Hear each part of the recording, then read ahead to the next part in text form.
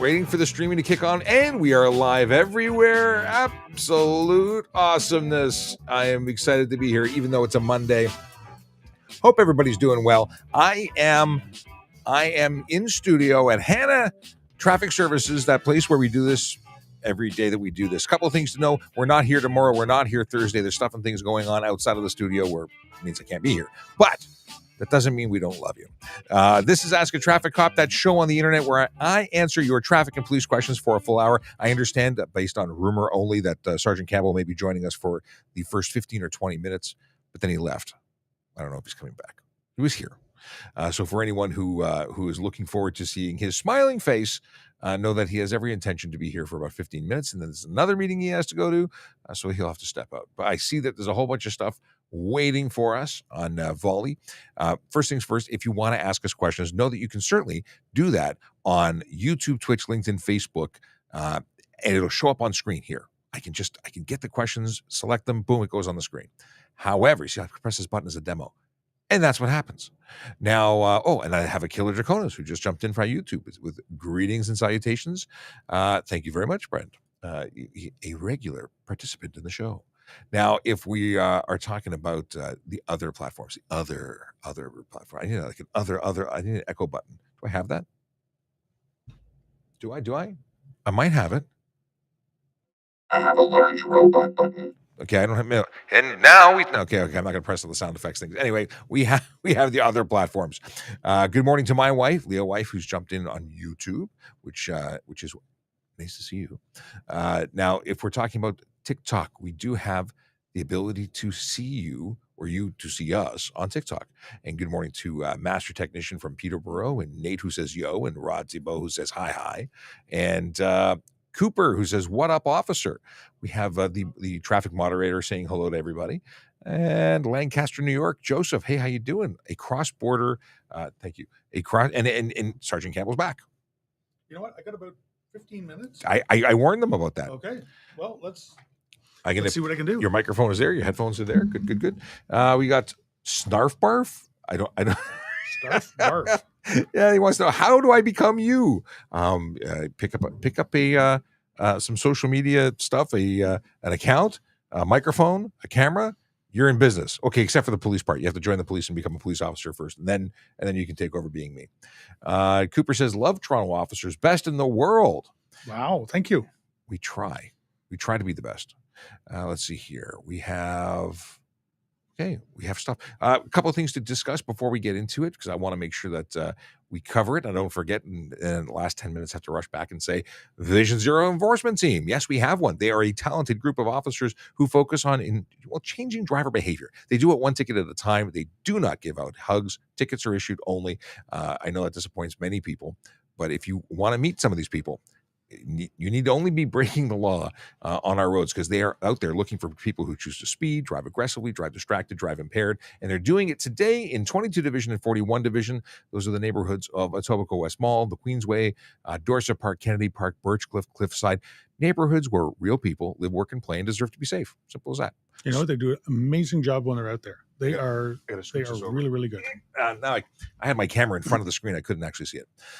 They do amazing jobs. They hand out a ton of tickets, and I've heard stories of people being charged multiple times. People who didn't learn their lesson the first time, and actually for the same offense, like cell phones. Somebody recently told a friend of mine, hey man, you got me for this already last week. And the logic there is astounding. I don't get it.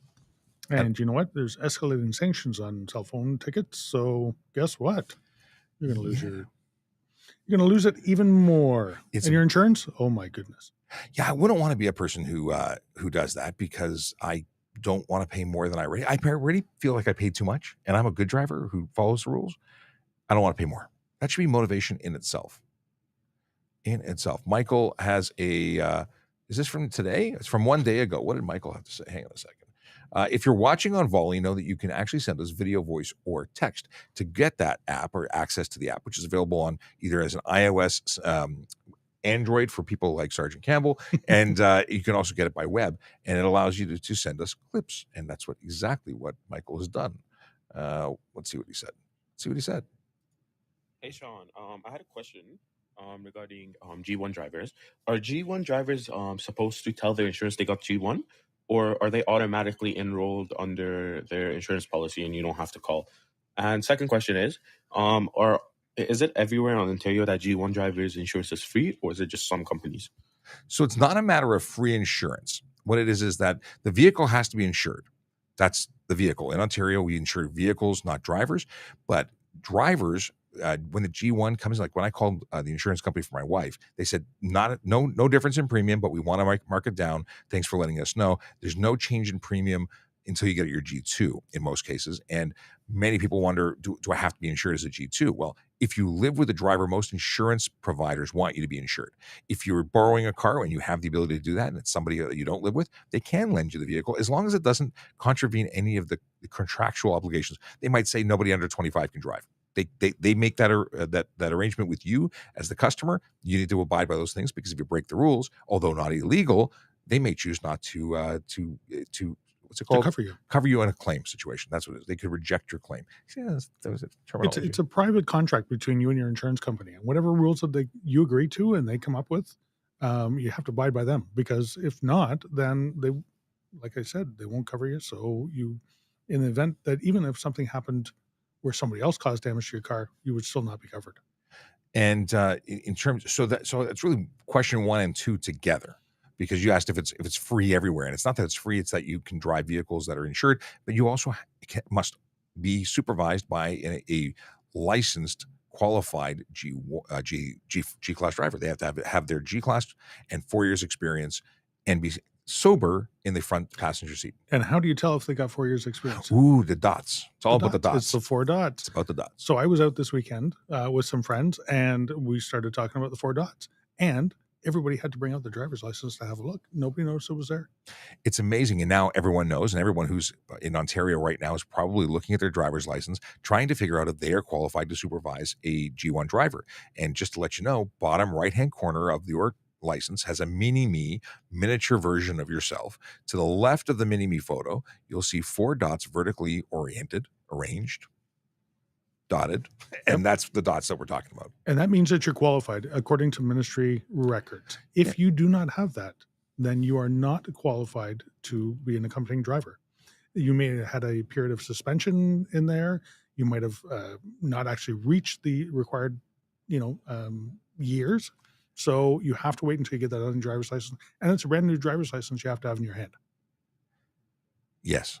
If you question it, if the dots are there, do not assume. Make sure it's there. Go talk to the ministry, and they could probably issue a new one that would be reflective of your status. Yep, absolutely. We have 2 requests. One, good morning, gentlemen, comes from Tim Shallow. We have a couple of questions that we'll hit up in just a second, but Michael has a request and says, can we have early dad jokes while Campbell is here? I have some on the dad joke channel. There's a dad joke channel now. Oh, wow. You need to jump in here. I do. But you actually told me the best joke of all time. Well, there was one this morning that I kind of liked. Yeah. We'll come back. We'll circle back to it. Yeah. So my wife told me to stop being a flamingo. He put his foot down.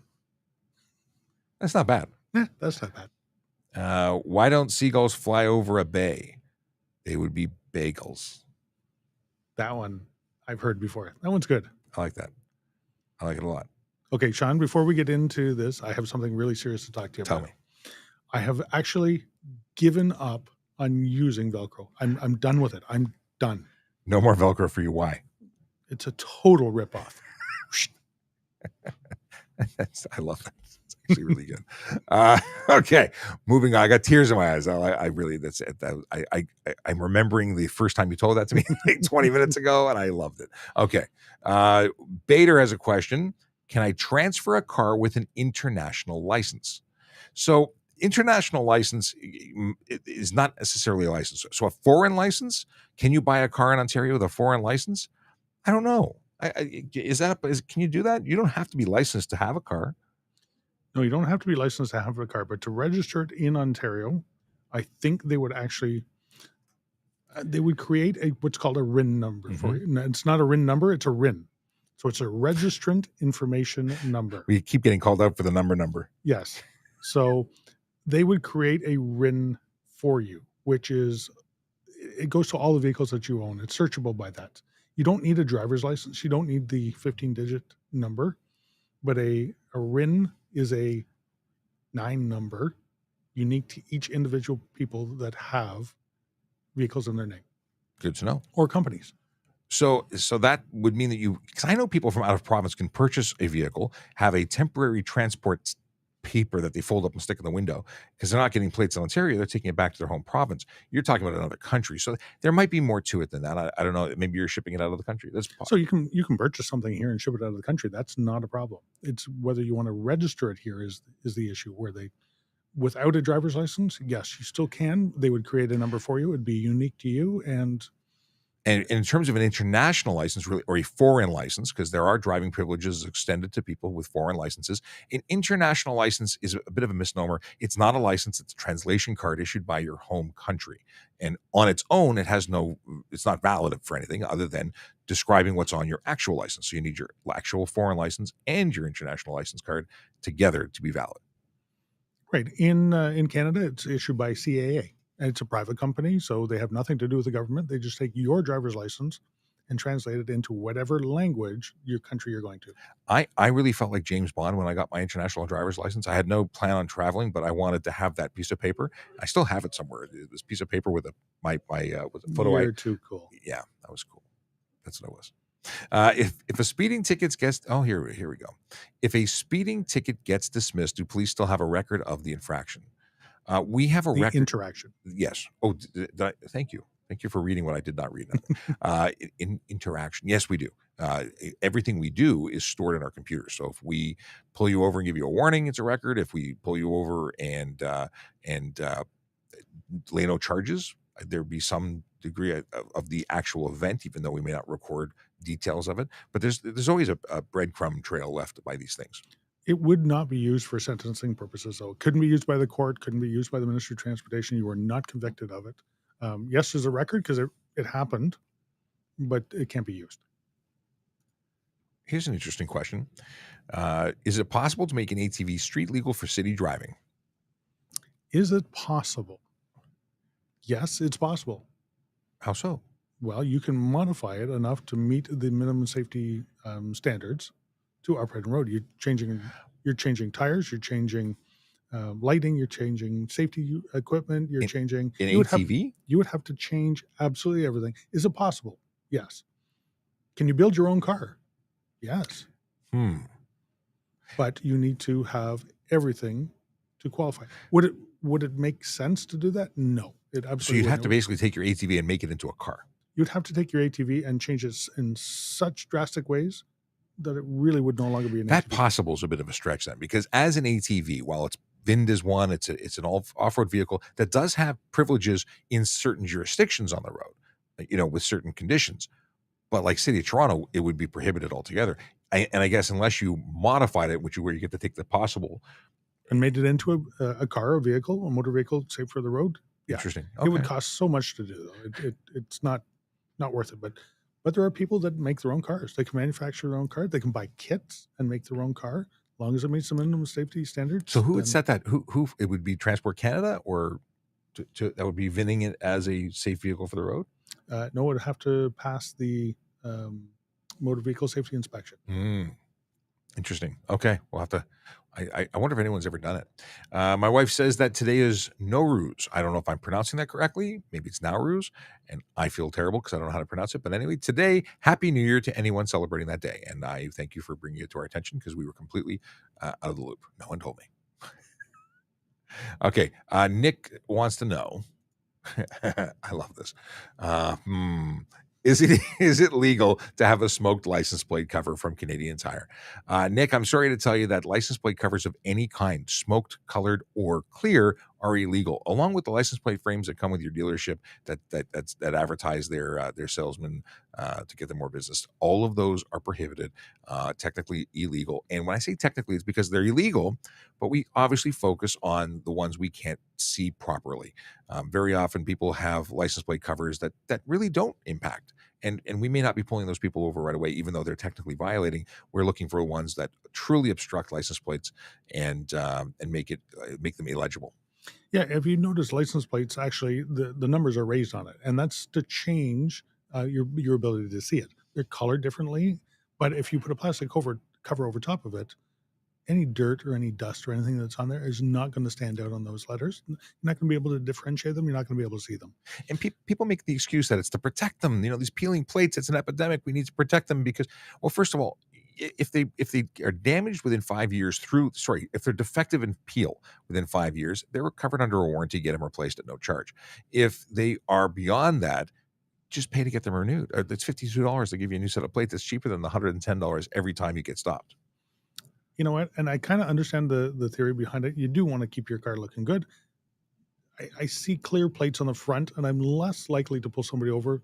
But when they put something on the rear plate, there's no reason because you're not getting salt, snow, dust, gravel, stones coming up from behind you. And the tinted ones, no, there's only one purpose for tinting your plate. It's so that nobody can read it. And then there's the ones that are specifically designed to prevent you from being captured on camera, like red light cameras and speed cameras and toll charges, things like that. There's absolutely no excuse, and those they should have more penalties. They should be much higher for those because those are designed without question. They can't even pretend that it was for something else. Kieran wants to know: are you getting paid to do this? Actually, yes, we are. We are paid members of the Toronto Police Service in a police station on duty, doing this for your benefit. We are here to educate and answer questions, no different than if we were at a major event, the car show, and we were that booth behind us actually is from the car show or trade shows. We used to go to all of them and make ourselves available. Now we make ourselves available every single day to answer your questions. Wouldn't you want to ask a question here and get the answer and get a proper answer here? Then go out, risk yourself, and get an answer at the side of the road as the officer's handing you a ticket. You know what? It's better to ask it here, and we will do our best to clear it up for you. We have a question from Ryan Pinn, or actually more of a good morning, an update on his life. He said he had a great March break filled with loads of Tinbits hockey and cadet marksmanship. Now, Ryan is with the Canadian Armed Forces, and he is also a driving instructor in Nova Scotia, and of course, a regular contributor and friend to the show. We have. Let's see what we got. There's a joke. There's a couple of jokes coming in here, but we want to move on to John getting slapped by illegal. It would cost too much at that point. You might as well buy a standard car. I totally agree. Yeah, with regards to the ATV. Yeah. Does proceed contrary to sign at intersection carry demerit points? I believe it does. I think it's two. Yeah, I think so. And yeah, because there's authority that is there. It is a driving choice, and yeah.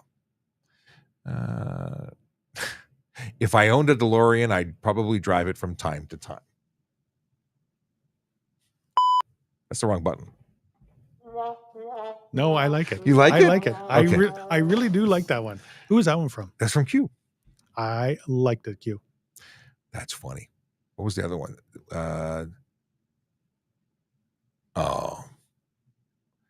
When Jimi Hendrix was 16, he was in a car crash. Luckily, it was just a fender bender. That's also very good. I give you credit. That was good. Okay. We've got that. We've got that. Okay. We got a lull with no questions. So I'm just going to have a look at the chat and see what's cooking. It might be just a loading situation. Sometimes that happens. Okay. What does the local traffic only sign mean? Can I get a ticket for driving on these streets? So those are usually construction signs. Local traffic only? No, it's to stop vehicles from using that route to bypass the major arteries that may be a little bit slower clogged. So it's a proper regulated sign. I most often see that in orange construction zones. No, I've seen it in neighborhoods in Toronto for sure. Kingston Road and Lawrence is one of them I can think about. There's a little shortcut you can sneak through there. They put that sign up there to stop people from using a residential street as a main thoroughfare. Okay. Interesting. I got a question from Jesse. What happens if you receive a DUI in another province than where your license is issued? He's asked that a couple of times. Please only ask once. We'll get to your question when we can. But that is the question. You get arrested and you're suspended in that province. Well, if you are, let's say, an Ontario resident and you are suspended outside of Ontario, well, you're suspended here too. Because you're suspended anywhere in Canada, we're going to accept that suspension. Sean, I got to run. Run. We have a meeting coming up and okay. a few other things, and I have to give somebody a call. I appreciate you. Thanks You for know what? popping in. I'm glad you're here. You know what? This is pretty much the best job ever. Sitting here talking to you, being a police officer. Aw, But you know what? I was wondering if I could get a job, that paid me to sleep. does such a thing exist? Oh man, if it did, that would be my dream job.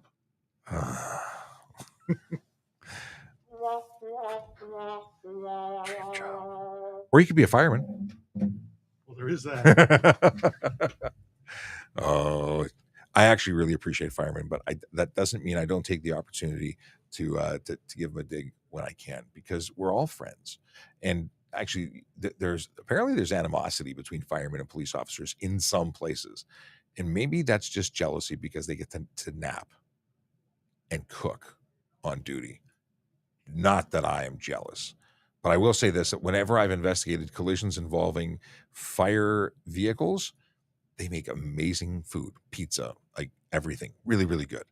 And that's not a knock. That's like absolutely, they feed me so well, or have fed me in the past so well, whilst I was, doing all that heavy lifting with my pen.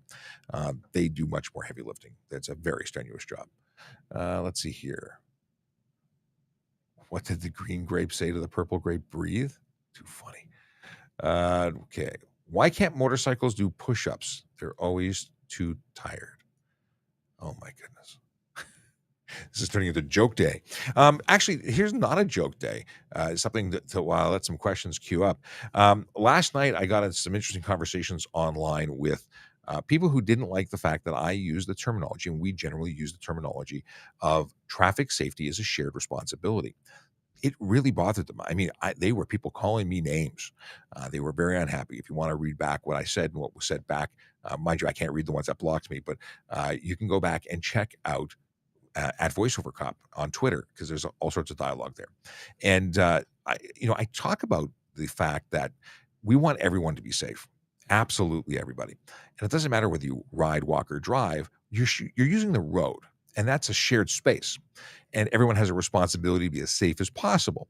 Now, I've been accused of being insensitive to pedestrians and cyclists, and it's been suggested that they have no control or power over anything that happens to them on the road. And I disagree. I disagree because you can make good choices, and those good choices can increase your odds of survival or avoiding bad situations. But they don't like that, and I can appreciate they have an opinion, and when I say things that rock their foundation, it bothers them, and we don't have to agree. But I say my thing, they say their thing, and then we just don't talk again. Whatever. So here's the deal: they don't like the fact that it sounds like there's an equal responsibility. Now, I don't believe there's an equal responsibility, but we have to acknowledge that some responsibility lays with other road users other than drivers, because otherwise that's putting your faith in the drivers. And have you seen drivers on our roads? They're not the best, not all of them. There's some good ones. There's a lot of bad ones. Why? Because I know there are. We have over 200,000, actually, I haven't looked at the stats. I think it's over 215 or 17,000 charges laid last year because people chose to break the law. If they choose to break the law, they're not good drivers. There's lots of people we don't catch. So bad driving behavior is something we acknowledge. It happens. We're out there trying to change it one ticket at a time, and through things like what we're doing here today, education. But the offensive, the fact that saying that there's a shared responsibility, acknowledging that pedestrians also have responsibility on the road, or cyclists for that matter, really offends people. I don't know why. I mean, I get it, but I don't get it. We want everyone to get home safe, period. What else can I tell you about that? So there was the general discussion about that. Oh, and then there was a second wave of being unhappy with me because I said that drivers, or sorry, what did I say? It was, but basically someone said if a cyclist causes a collision, nobody but the cyclist gets hurt. And I said, that's not true. There's a lot of hurt that occurs. It just may not be the same physical trauma that people are expecting. Yes, if a car hits a cyclist, regardless who's at fault, the cyclist gets more hurt, and that's a problem. But if a cyclist causes a collision, as my example, and a driver is involved, are they not hurt? Well, they may not be physically hurt, but there is trauma. That PTSD is a real thing, and I made some points about the fact that not only is it the driver who responds or is involved with something that may not have been their fault in this scenario that I created. It's also EMS. It's also police attending. There's a lot of trauma, And that's not okay either. We want everyone to be safe. We don't want anyone to have trauma as best we can. Okay, enough of that. There's some questions that have popped up. See, that was me dancing. That's the only kind of dancing I do. Oh, here we go. Is it Joka Ahmed wants to know, can I refuse a search of my car during a traffic stop? It depends on the situation. So if I've got nothing to go on, I simply ask you, can I search your car? And you say no, well, then it's no. If I'm arresting you, can I search your car? Depends. If it's because of something like alcohol or drugs, yeah, I can search the area that in relation to the vehicle that where you were in the vehicle. Obviously, if the weapons, things like that. If I'm searching the car because I'm impounding your vehicle, now it's different. The search that I'm doing there is called an inventory search because I'm going to take your vehicle to, or the pound is going to get your vehicle. We want to make sure there's nothing incredibly valuable there that isn't accounted for. Because if it's not there when you pick up the car and you say, "Hey, there was $1 million in the back seat," well, no, I checked the back seat and I wrote it down right here. So that's an inventory search. So there's search. What is it called? What other searches are there? Plain sight. So if I see something, I can search based on that, having seen something in plain view. It's a plain view doctrine. But search incident to arrest is a thing. So there's a lot of reasons. And if I have the authority to search, I'm going to search regardless of what you say. And if I don't have the authority, then I would need to get your authorization. And moving on, hopefully that answers your question. If you've got more, because that's not something I talk about very often here. So my answer is more gobbledygook than regular. Is it Johan Norris? Good morning to you too. They sent a message of good mornings. We have here. Where are you guys broadcasting from? We are at 9 Hannah, which is in Toronto. It's the Traffic Services building, Traffic Services is the Toronto Police unit that handles citywide traffic response, collision investigation, and enforcement, and so on. We have some sub units or subunits, satellite locations, but this is the Traffic Services headquarters. We're not actually headquarters, we're just the building, but that's where we are. We're at 9 Hannah. Let's see here. And by the way, at 9 Hannah, we do stuff. What do we do? If you're involved in a motor vehicle collision and you are a pedestrian or a cyclist, we happen to have the one and only pedestrian and cyclist only collision reporting center. Yes, so you can actually go in and do I have a thing for this? I think I do. No, I don't. I was hoping I did, but I was wrong. You can actually start a collision report online and then complete it by coming into our location. But that is what we have here. Now, this location does not accept anyone that is in a car or motor vehicle of any kind. It's just for cyclists and pedestrians who don't have to come here. They can go to any one of the three locations in the city. Oh, John getting slapped by illegal said he was watching some of the conversations as they happened. And boy, it was definitely interesting to read. That is in relation to the Twitter conversation. Interesting to say something. Absolutely. It was interesting. Okay. Let's go into the chat and see what's going on. If you're watching us and you're like, wow, he's not answering my question. Why isn't he not answering my question? I have to ask you how you are connected, because we are broadcasting on TikTok, YouTube, Twitch, LinkedIn, Facebook, Instagram, and Twitter. But Twitter, we can't actually see your questions. You can, however, go onto Volley, which is available through trafficcop.ca, and you can ask me questions there, because we do that. And what is this? Oh, we have intellectual jokes. Oh no, I have questions here in the Q&A. Jeffrey wants to know, or they're talking about bicycles. Maybe there's a follow-up question here. Hey, Sean, follow-up question to my insurance question is that let's say if a driver is insured under one vehicle, is he able to operate another motorized vehicle if he's already insured under one vehicle? And another question to that is, if I'm insured on a car, can I drive a motorcycle? Would my insurance be the same? Or do I need to have a separate motorcycle insurance? Okay, more great questions from Michael, and the answers, let's try and go through them. If you're insured on one vehicle, you may be limited to that vehicle. You may not be. It depends on the contract that you sign. So let's say you live with your parents. Poor example, but that's the example I got. And you are insured to drive you're a secondary driver on the Plymouth. You want to drive the Porsche. The Porsche might have a specific condition saying no one under the age of 25.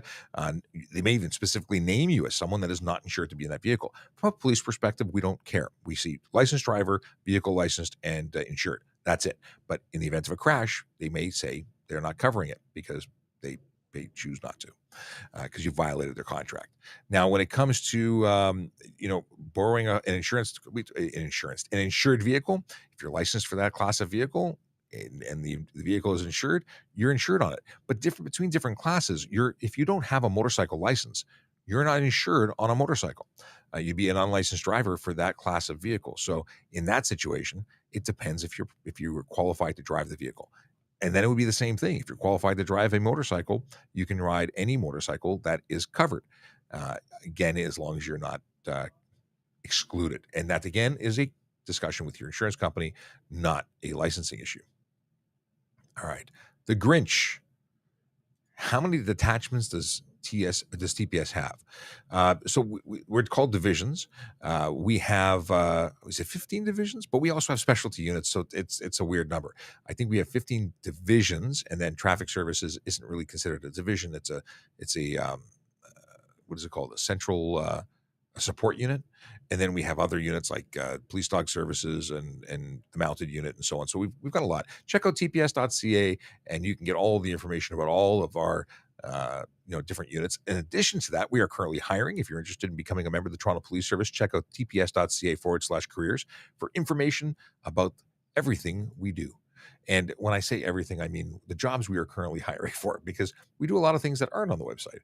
And just because I have the technology, I am going to do this, which is take this down, and I'm going to share my screen, and I'm going to show you what we got, which is the careers page. Okay. On the careers page, you will see Aaron Urquhart right in the middle. And I don't know anybody else's name. But actually, I know him. And I saw a video on TPS Trust with him. I don't know her. No, I don't know the other people. But I'm sure they're magical people because they work for the Toronto Police Service. It's just what it is. Okay, let's look at the opportunities are. We've got police constable, parking enforcement officer. Okay, so police constables, if you're a new hire, if you work as a police officer with another service, you can be lateral. And then we have special constable, which is actually how I started as with the Toronto Police. We used to hire court officers who were special constables, and now special constables is the rank, and then they have different job functions. So that's kind of cool.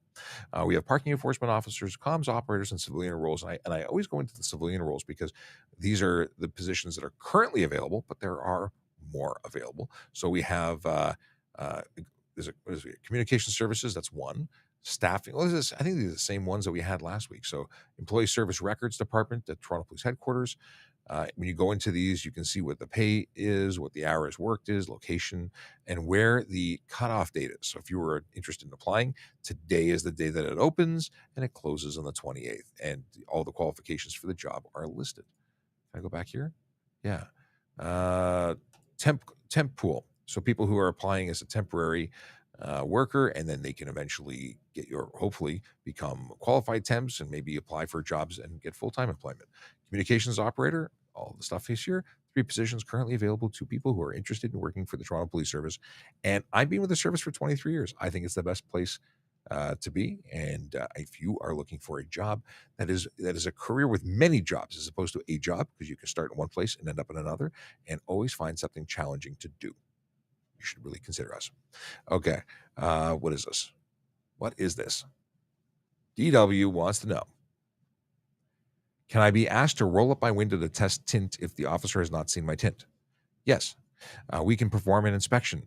Now, chances are, if we've seen the tint, which is why we'd ask about it. But yeah, there is a tinted windows are part of the safety check, so you would be obligated to comply with that. If you didn't, there's actually a charge under the Highway Traffic Act for failing to do that. So if I said pop your hood, I'm going to check your engine, you have to comply with that because we have the authority to do that.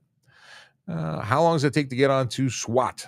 Well, we don't have SWAT. SWAT stands for Special Weapons and Tactics. That's, I believe, the LAPD calls their tactical team. We have the ETF, the Emergency Task Force. Other services have other names for theirs.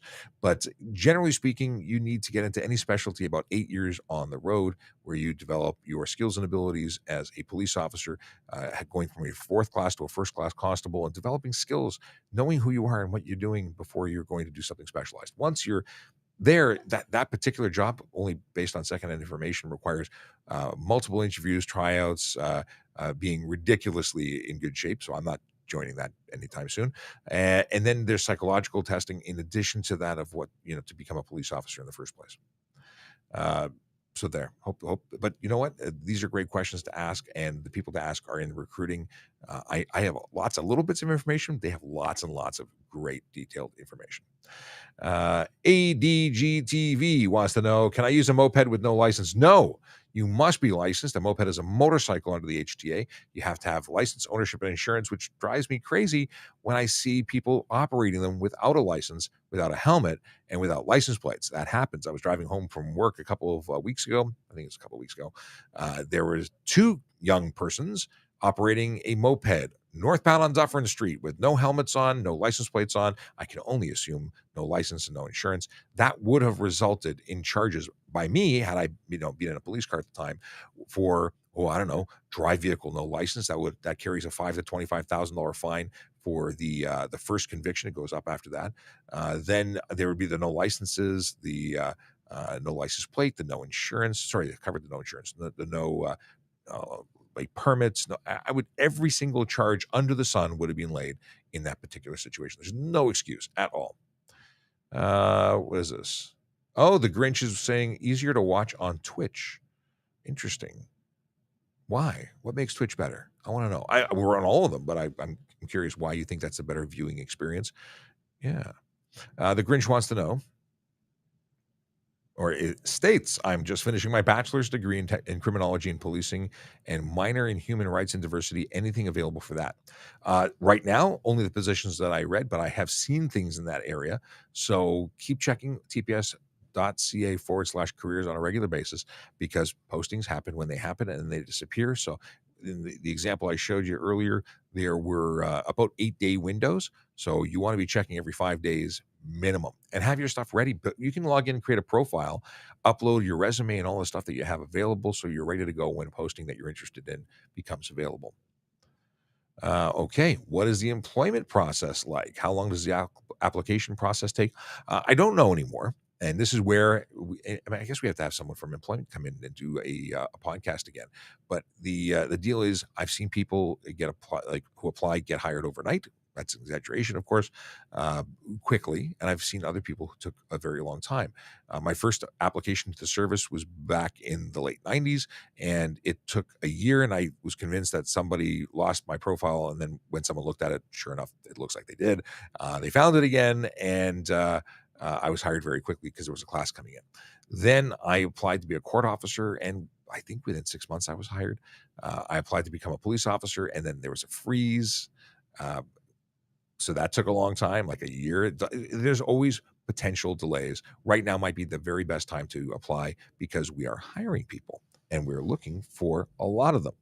Now that Sergeant Campbell's not here, I can move the Instagram camera a little closer so I can actually read questions, because there's 4 of them sitting in the waiting. Okay. Do police back up bylaw officer if a person won't provide name or identification to the bylaw officer for a ticket? I've seen a lot of people just walk away. Yeah, if they call for help, we obviously go and go there. Now, someone, depending on the offense, they may not have to identify. It loves you back, Sarge. Are you coming back? He's not. He's got stuff to do. I had to ask. Sorry for yelling in everyone's ears. But whenever Sergeant Campbell walks by, he tends to yell, "Love your TikToks," and then I usually yell back what I yell back. So, yeah, it's just a thing we do. It's weird. If the minimum charge for driving is $5,000, what would cause it's all going to be based on the whatever the courts determine. It's so a range. The question is in relation to if the first offense for drive no insurance has a fine range of $5,000 to $25,000. What would make you go 5,000? What would make you go 25,000? I don't know what would have them. I've never actually seen one for $25,000. I think that everyone should get it for $25,000 because driving without insurance is disgusting. Because if I pay, you should pay too. But more because people who get hurt or people who are driving uninsured vehicles and hurt other people, they're really doing harm. They really are. they're putting people, having been in a collision. I'm thankful that the person had insurance.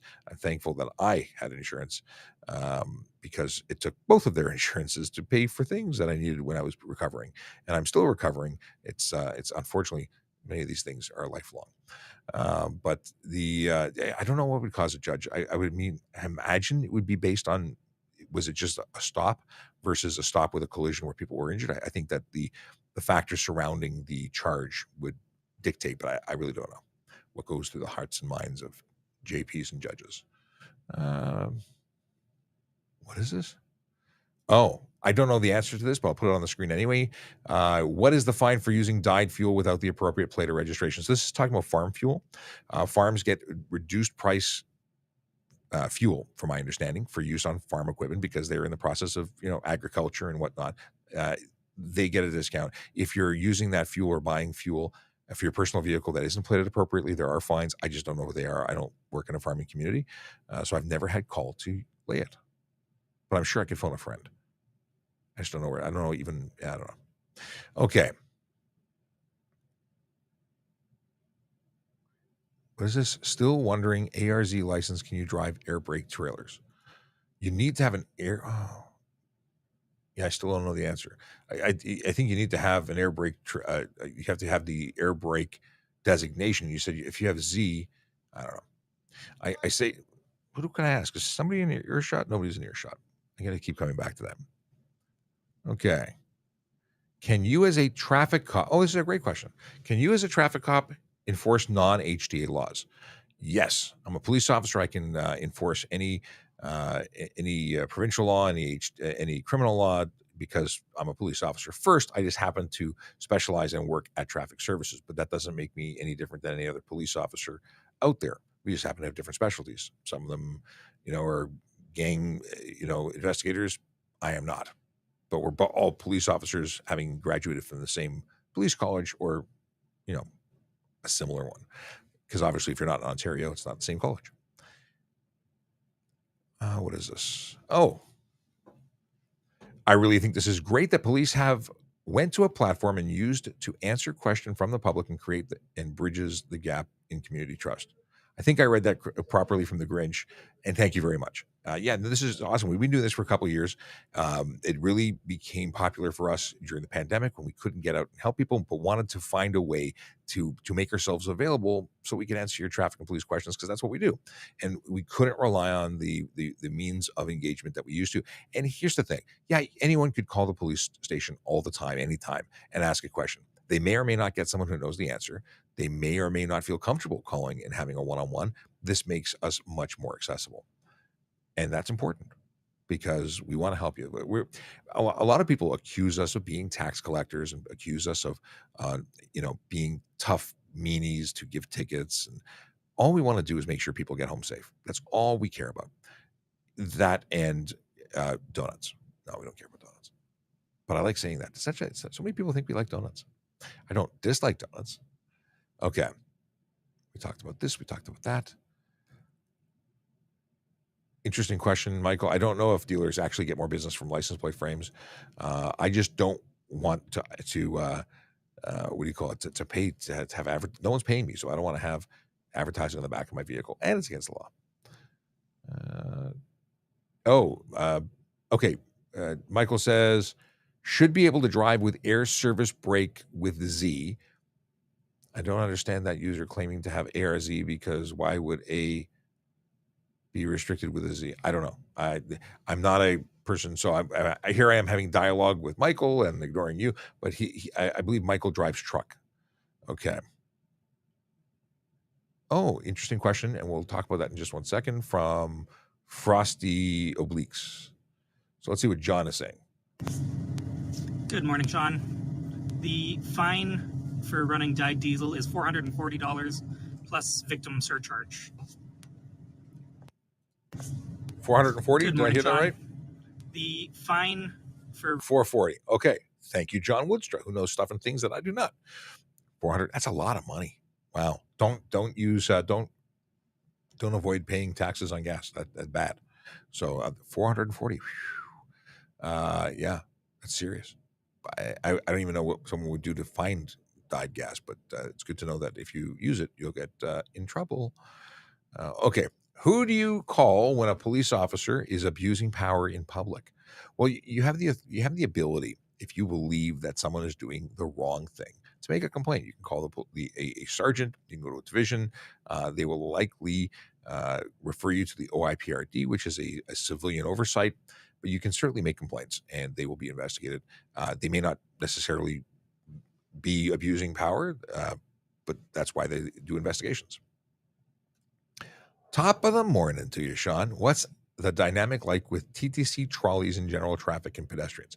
So Logan is in Alberta. He is an enforcement officer for the city of Brooks, Alberta, and the doesn't actually have. Well, you're from Ontario, so interesting. And trolleys is a word we don't use very often, but TTC streetcars, we have them here. And what is the dynamic? I don't even know how to answer your question, because I'm not sure I understand it, but they are definitely a unique experience for anyone who's not from here, who doesn't know that we have a rail transit system above ground that I think is great. But I also wish they were in the curb lane. That's just me.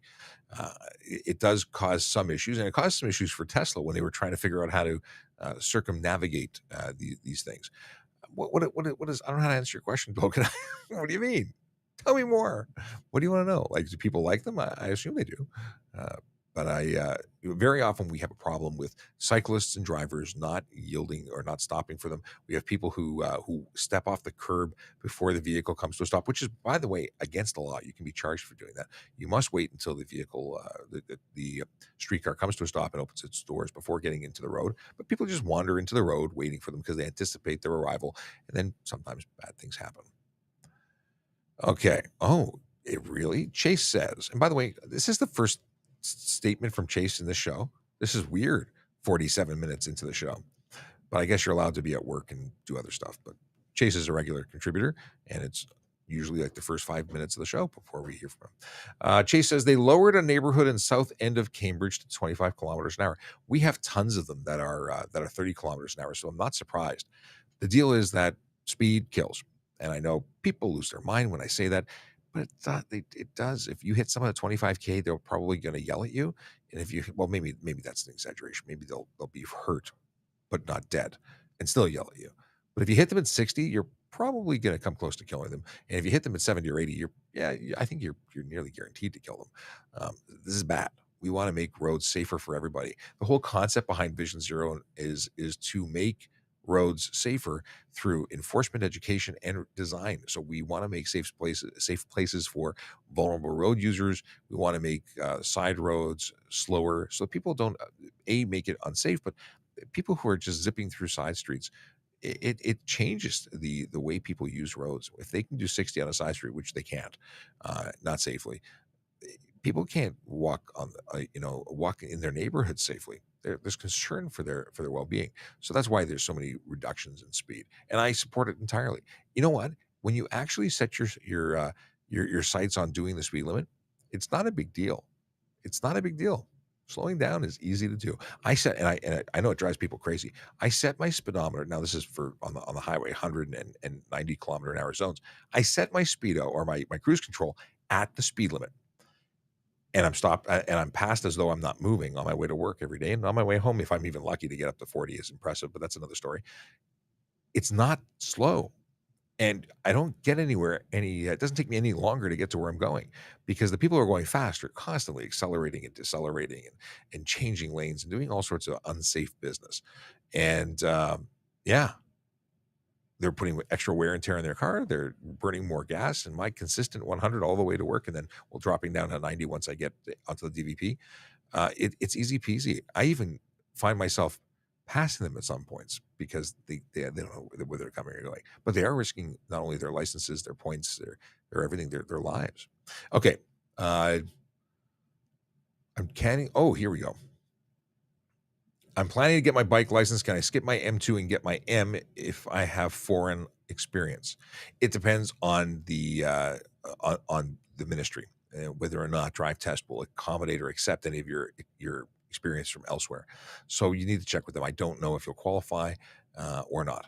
In fact, when you got many people tell me that when they got their G's, they just told them they had a motorcycle and they got the designation. So I don't know if that's still the case. I don't know what is this picture of? I just got a picture from Maximum 25 Begins. Oh, I got a sign from, is that a yellow sign or is that yellow lights? It looks like yellow sign. And this is follow up from Logan. Do they cause problems with those who may not understand how to navigate around them? I mean, I've never had to drive with traffic with a train. You know what? Yeah, but most of the time it's cyclists who fail to stop. See, when the door is open, you can't pass. Cars who don't respect the fact that the doors mean stop. They roll up on doors. They cause issues. There are charges for that under the. Is it the TT? There's TTC Act, and then there's also the HTA, and I believe they both cover different things that support that. I'm not. My enforcement was very rarely downtown, so I don't. I've issued the ticket, but I haven't issued a ton of them.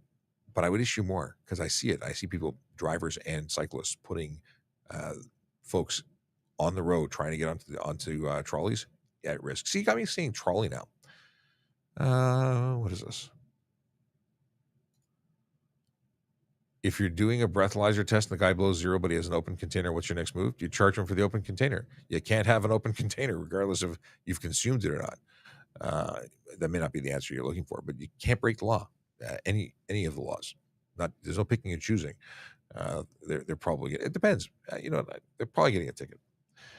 Michael says, for Logan, it is like a school bus. They have red disco lights when the door is about to open. Stop 2 meters behind the rear door of the streetcar. I like that. Yeah, I'm looking forward to photo enforcement or automated enforcement in relation to school buses. We need to really hold people accountable in that regard. We have far too many people who are not stopping for school buses. I hear it all the time. People run in, send me messages all the time saying people are blowing past a school bus, and we're concerned for the safety of the kids. It's a good thing to be concerned about because these people are directly putting lives at risk, and it's our most precious ones, the little ones. Okay. Oh, here we go. Ryan Pinn, our friend from Nova Scotia, says, when I was 19, I had when I was 19, I had a guy hit me with his car about 30 kilometers an hour. I made him drive me to the hospital. Well, I don't know why you made him hit you with his car. I would have asked him not to hit you, but I'm being an idiot. Okay. Yeah. I'm sorry to hear that you were hit. I'm glad that you're okay. Getting hit by a car, bad. I'd love to know more about this collision, though, because it sounds interesting. What is the... Okay. What is the fine for pedestrians walking on a non-crosswalk or stepping out into traffic at an intersection? So if we're talking about the concept of failing to yield for a vehicle, because there's 2 charges, and I don't know what it is, but everything's like $110 unless it's special. Let me see if I can find it real quick. I was having a conversation about this on Twitter this morning. So this is pedestrian, I believe, failed to yield. And that's different than failed to yield to pedestrian on roadway. So if you're a driver who fails to yield to a pedestrian on the roadway, it's $365 and 4 points. And it says, when a pedestrian is crossing on the roadway within a pedestrian crossover, the driver of a vehicle approaching the crossover shall not proceed onto the crossover until the pedestrian is no longer on the roadway. This is specific to pedestrian crossover, not at an intersection. But I've had people who actually didn't know or have pulled past people, stopped at a crossover. Crossover is where it's not intersection related, usually has the signage above or blinking lights. Pedestrian failed to yield at crossover. Oh, okay. So this is at a crossover again, but it's the pedestrian charge of $50, no demerit points because they're pedestrians. And that says, no pedestrian shall leave the curb or other place of safety at a pedestrian crossover and walk, run, or move into the path of a vehicle that is so close that it is impracticable for the driver of the vehicle to stop to comply with subsection 1, which is the fact that they have to stop for crossovers. So if you just walk out, you're looking for trouble and potentially a ticket. But that's not here. Pedestrian failed to use crosswalk. Where portions of a roadway are marked for pedestrian use, no pedestrian shall cross the roadway except within a portion that is marked. So if there's no crosswalk available, like mid-block, somewhere where there's, it's a mile in every direction, people say it's jaywalking. It's not jaywalking in that situation. It's legal. And in fact, we don't have a charge for jaywalking. But we do have that one. Failed to use a provided crosswalk. Pedestrian disobey amber light. No pedestrian approaching a traffic control signal and facing a red or amber signal shall enter the roadway. There's one, but they're all about $50 for pedestrians. Is there stunt walking? I'm looking for the one charge though. I've only come across the one. I'm just scrolling through things. And I'm going to stop scrolling now because I don't want to focus on this anymore. Parking lights made it look yellow. Oh yes, for that one. Okay. Hide, show. Press the button. Okay. And Chase slept in. How did you get to sleep till 10 o'clock? You lucky guy. Frosty wants to know if I have a power over military personnel. If a member of the military is committing an offense, can we arrest them? Yeah, we can. Would we call and if we knew ahead of time that they were members of the military, we'd probably call the MPs to get involved. But I've never had to deal with that. Hello, sir. Are you here for another 4 minutes? Because I'll be off the air, and I have slippers for you. I must give you your slippers. Okay, Akila's got to go, and I want to check out what do I have here.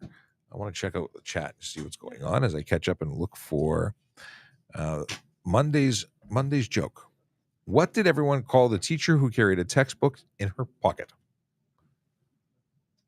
Smarty pants. Yes, I have jokes.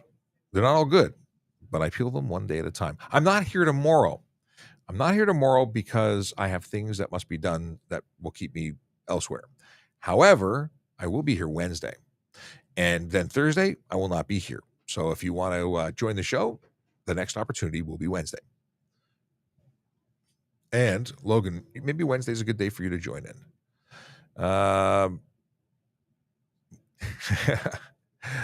John getting slapped by legal says my man sleep until 10. Wish I was him. Sleeping in for me is like 7 a.m. I slept till 9 o'clock on Sunday. That was tremendous sleeping in because I'm usually up at 4:30. Let's see here. The Grinch says, I'm not a TO driver as I have to wait till it loads. I hate driving there. And every time I drive downtown, the pedestrians always step out and it seems the driver tends to get charged more often. I think you're right. I think very often there's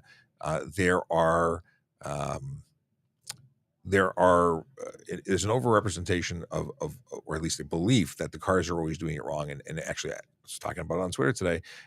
There's a lot of bad on both sides. We have drivers who are completely, what's a nasty word that I can get away with saying? They're not very good.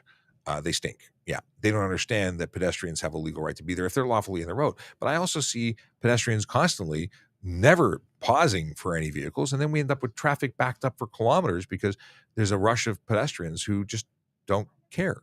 So if everybody doesn't care, we have a problem. It's like that eye for an eye leaves everybody blind. Well, when nobody cares about the other side, we have big problems. We need to understand that shared roads are shared roads, and the roadway includes the sidewalk. Or sorry, the highway includes the sidewalk. The roadway is the actual road. We all need to get along. I get to a curb. I look. If there's a lineup of cars trying to turn, if nobody's moving anywhere, because I want to be a good citizen, a good person, will give that driver the acknowledgement that they can go. And I wait for them because what's a couple of seconds, but that traffic is backing up. Now, people who are big on pedestrian safety may say that I have a right to be there, but it's like who gets to the intersection first? If 4 cars arrive at the intersection first, who gets to go first? Who cares? Let somebody else go, and then you take your turn. You go to the right. Like it doesn't have to be me. Like there has to be some cooperative business here. Has to. And the Grinch is new to the channel. We do dad jokes almost every day, unless I forget. We try. I have a pad. I can't show tomorrow's. Well, tomorrow will be baked into Wednesday, but we do dad jokes, and of course Sergeant Campbell's big into dad jokes, so they became a thing. And we're all about stuff and things. Let's see here. Okay. We have here Kemper, is it Caliso? Kepner Caliso. Okay. I think you're new to the group. 156 participants now in a group. Welcome, because I think this is the first time you've ever asked me a question. Just wondering, is the active license plate scanners being used in Toronto already? We've actually had ALPR in Toronto for, I think, 20 years, like for our street sweeper project, but it was specifically looking for stolen vehicles that were parked. It was part of our parking enforcement. That being said, I don't think we have any deployed on our regular cars or in testing, and they will be coming here. So that's something that will happen. Just not yet. OPP, I believe, has rolled out theirs. I've seen some samples, but I haven't seen them deployed everywhere. I don't know how long that'll take. It's always a process. They can only screw one in at a time.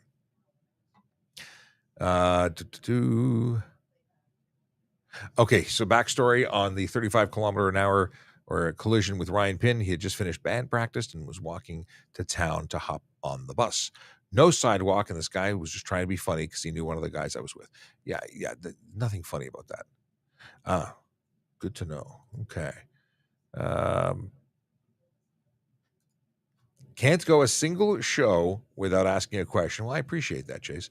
Can police? Well, you sent me a picture already, so was that in the form of a question? Can police use their discretion not to lay charges in a collision? If there's nothing to support one person being at fault over another, I think that at that point they can. If you can't prove that one person was absolutely responsible, it's hard to lay a charge because you need to be able to support the charge. You can't just say, well, I don't know who it was, but I picked them. So I've been in situations where collisions didn't have an appropriate person to charge or an obvious offense to do, but really every collision has somebody responsible for it, and not charging is really not doing anybody any favors. See, if someone clearly caused the collision, I want to hold that person responsible in the report so that the other person doesn't get screwed over. Pardon my French, because that's what happens. If you don't charge somebody, if you don't lay a charge, then it's possible to twist the situation. Now, I will say this: insurance companies make their own determination, regardless of what we do as police. Just what it is. So maybe it doesn't make a difference. But when I investigate a collision, I lay a charge as long as I can support that. And I have to have something to support it. But very often the stories don't match up, and that's a problem. Okay. Got it. Okay. Oh, very nice. No, what is this? This is very scary that he said this, but Logan says he'll be in his hat, chaps, and spurs waiting for you. So again, Logan Grant's an officer out of Alberta. Grant in it's Brooks, Alberta. Grant's his name, not the place. And I've seen the hat. He has a cowboy hat. They do that sort of stuff there. The chaps and spurs, I was not ready for. Okay.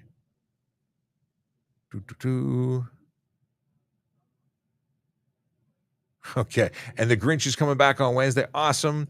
We have a hello from this user on Twitch. Hello back.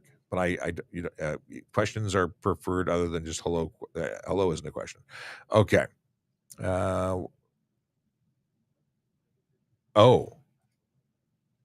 If it was a clear improper turn, but an officer wanted to give the driver a break, would that be allowed? Officer discretion is always there, but I'm sure it would be criticized. And my wife says, have a safe day, everybody. And that is my cue to say goodbye. It is 11:03 and we're over time. John getting slapped by legal will also be wearing chaps and spurs on Wednesday. I'm only mildly uncomfortable now. Okay, here we go with the traffic safety song. The traffic song, written, performed, and recorded here, Traffic Services. Have a great day, everybody. Yellow light, red light, green light, go.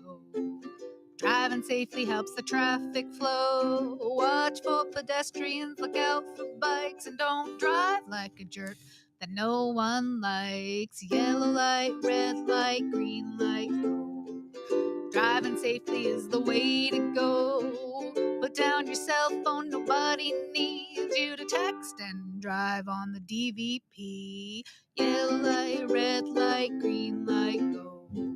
Stop at stop signs, look both ways, then go.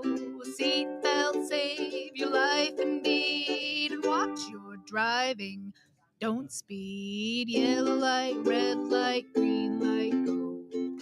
Driving safely is the way to go. Don't drink and drive or smoke some weed, because you might go to jail and not get free. Yellow light, red light, green light, go. Driving safely helps the traffic flow. I say that I'm going offline, but Chase brings up the thing. Does anyone remember when these lives were 8 a.m.? I do. We used to do this really early when we first got going, and we kept sliding it down and down further at 9 and then 10 o'clock, and we just stayed here at 10 o'clock. Do you think they should be 8 o'clock again? Is that better or worse? I don't know, but let me know. Send us some messages, watch our stuff, and follow us if you don't already follow us. And we'll be back tomorrow at 10 a.m. No, we're not going to be back tomorrow. We'll be back Wednesday at 10 a.m. to do it all over again. Have a great day. Stay safe.